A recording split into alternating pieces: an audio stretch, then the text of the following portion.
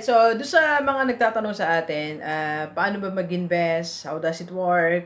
Or anong sisimula kong investment? So, marami kasi sa atin nagpapa-coach sa akin. Okay? So, tumatawag sila OFW or dito sa Pilipinas, then nagtatanong sila, Doc D, meron akong 1 million. Ano gagawin sa 1 million ko? Paano ko siya invest? Or Doc D, meron akong 100,000, 50,000. So, anong gagawin ko? Ano yung steps na dapat kong gawin? So, maraming questions. Lalo doon sa mga first time. So, para sa akin, meron munang first step bago ka mag-invest. Alright? So, hindi ko rin to agad tinuturo yung pag-invest like forex and other investment, real estate, sa mga first time lang.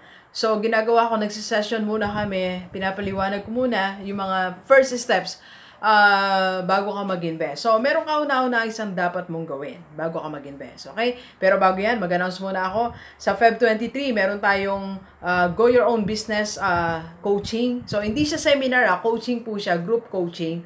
Okay? So, nagaganapin natin sa Novotel Cubao. If you will be registering this Monday, Feb 4, so, meron kang discount, 5,000 na lang. Kung beyond that date, 8,000 po ang ating registration fee. Okay? So, message mo lang po ako. Alright, so balik tayo. Ano ba yung mga requirements or ano yung first step bago ka mag-invest? Okay? So, ito nakasulat na sa ating board. Ang first step ay dapat aralin muna ang investment. Bago ka mag-invest, para ka magtagumpay, bago ka sumugod, okay? Mag-withdraw ng pera, mag-invest, okay? Makipag-partner, magpunta sa isang lugar, makipag-usap, magpadala ng pera, aralin mo muna ang investment. Kailangan i-educate mo muna yung sarili mo. Napakalaga po niyan. Kaya minsan, hindi tayo basta-basta, ako nabanggit ko kanina, marami pong nagpapa-coach sa akin. Hindi ako basta-basta nagsasabi ng mag-invest ka sa ganito. Okay? So, kailangan aralin mo muna. So, ano ba yung mga specific na bagay na dapat mo aralin bago ka mag-invest? So, number 1, ano muna yung kahulugan ng investment? Aralin natin. Very basic, di ba? Kasi sa atin, ito mga katotohanan ng buhay. Hindi lahat sa atin na ituro, okay, ang salitang investment. Mula sa school, hindi yan. Hindi siya masyadong tinuro. Siguro tinuro siya sa mga business courses. Pero most of us, hindi natin narinig ang salitang investment. Narinig natin, dumaan lang, it was not explained, hindi tayo tinuruan paano mag-invest, di ba? Second, sa family natin, kung walang nag-i-invest, mahirap. Dito sa family namin, ngayon lang namin nadidiscuss ang investment. So, natutuwa ako, 3 sa mga kapatid ko nag-start na investment. Yay, palakpakan, okay? Yan yung topic namin ngayon sa bahay Pero, ang tagal bago sila nagdesisyon na mag-invest. So, sinaturate ko muna isipan nila, di ba? Ano ang investment, okay? So, bago sila nag-invest. So, ano ba ibig sabihin na investment? Ito yung magbibigay ka ng pera, then yung pera mo kikita in the long run, long term. Okay, mostly lahat na investment long term. At least minimum of 3 years. Yan ang nag-invest, 3 or 5 years para kumita ang pera mo. So, ibig sabihin na investment, kailangan pag naglagay ka ng pera dyan, alam mo kikita ang pera mo. Alam mo na hindi mo agad makukuha ang pera mo. At alam mo din na hindi basta-basta pwedeng kuhanin ng pera mo in some investment. Okay? So, dapat alam mo ang kahulugan ng investment. Pangalawa, paano ba kumita? So, alamin mo kung paano kumita investment mo. Hindi nagbigay ka ng 5,000, 10,000, 100,000. So, hindi mo naman alam kung paano kumita yung pera mo. At least alam mo man lang, di ba? Bawa, stock market.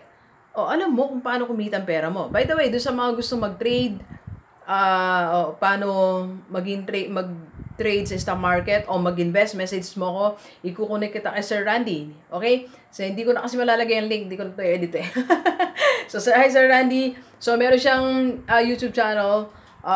Parang trade ko to yata yun. So, pero message mo ko, ikukunik kita kay Sir. Okay? Alright. Dapat alam mo kung paano kumita sa forex investment, sa stock market. Alam mo rin paano kumita sa co-op.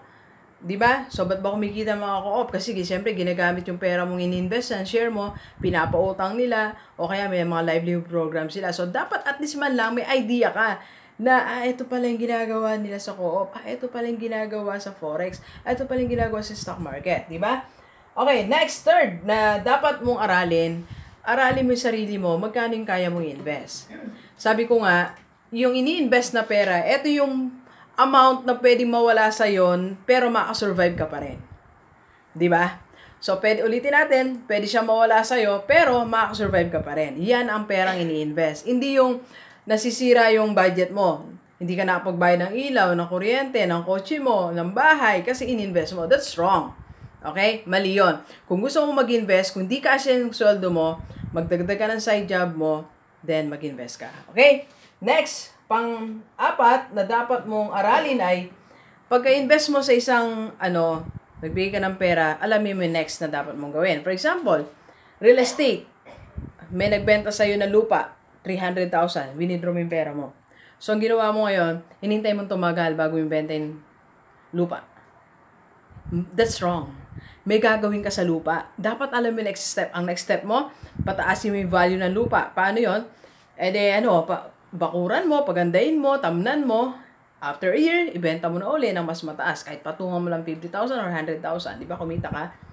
Okay? So, halimbawa pa, sa mga stock market na sinasabi natin, dapat alam mo na at least monthly, nulugan mo yan, 1,000, 2,000 para nag-i-increase yung pera mo. So, alam mo yung mga next step. Okay? So, ulitin natin, sa lahat ng mga nag-i-invest, hindi ka basta-basta nag-i-invest lang.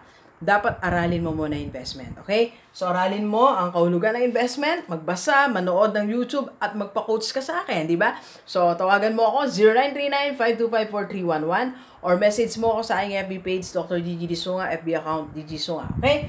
And aralin mo kung paano ka, alam mo dapat paano kumita sa investment, magkano kaya mong ibigay, at ang next step after mong magbigay ng first payment sa iyong investment.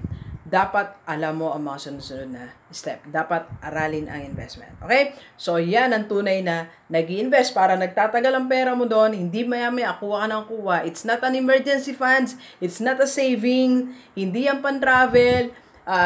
Hindi yan pang-mall. Okay? So, dapat maintindihan natin yan. Alright? So, please share this video sa lahat ng mga kaibigan natin kahit OFW para sama-sama tayong mabago at umunlad ang ating buhay. Alright? So, thank you very much, Genevers. Enjoy the rest of the day and let's go, let's go!